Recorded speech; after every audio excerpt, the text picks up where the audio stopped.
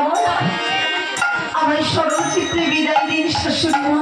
না না, আমি তোমায় বিদায় দিতে পারবো না মা।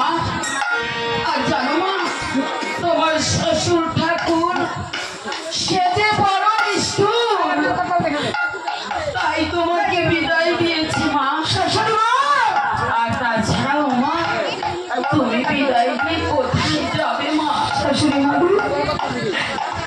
আমি বিদায় নিয়ে যাবো শিবিরে কৈলাসপুরে। প্রাণপতি জানে বাবু আমি তবেই ফিরে আসবো শাশুড়ি মা। না মা না, দেখো না মা, কত আমার চম্পক নগরে চম্পকবাসী বসে আছে। কোনো মা কি পারে তার সন্তানকে বিদায় দিতে? শাশুড়ি মা তাই আমি তো এক এক করে সকলকেই বিদায় দিয়েছি মা। অবশেষে তোমাকে পেয়ে এই চম্পলা নগরে আমি বাস করছিলাম বড় আনন্দে। আজকে তুমিও আমায় ছেড়ে চলে যাবে মা। শাশুড়ি মা আমি বিদায় নিয়ে যাব, কিন্তু কিছু সত্যের প্রমাণ আমি আপনাকে দিয়ে যাবো শাশুড়ি মা। এমন কি সত্যের প্রমাণ তুমি আমায় দেবে মা?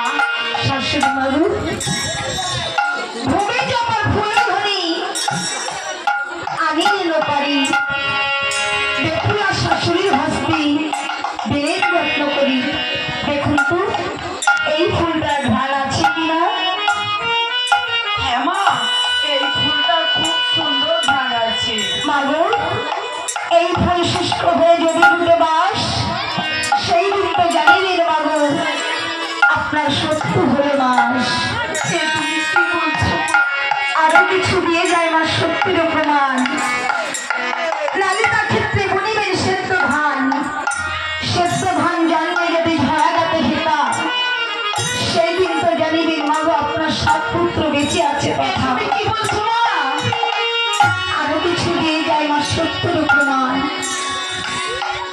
বিনা অগ্নি জলে যদি ভাতের ফেরা ভাসি, সেই দিন তো জানিবেন মাগো আমরা সকলে এসেছি ওই গুঞ্জরীর ঘাটে। সত্যি মা? আরো কিছু দিয়ে যায় আমার সত্যের প্রমাণ। এক করাটি তেলে যদি 6 মাস জলে বাতি, সেই দিন তো জানিবেন মাগো এই যে ফুল আছে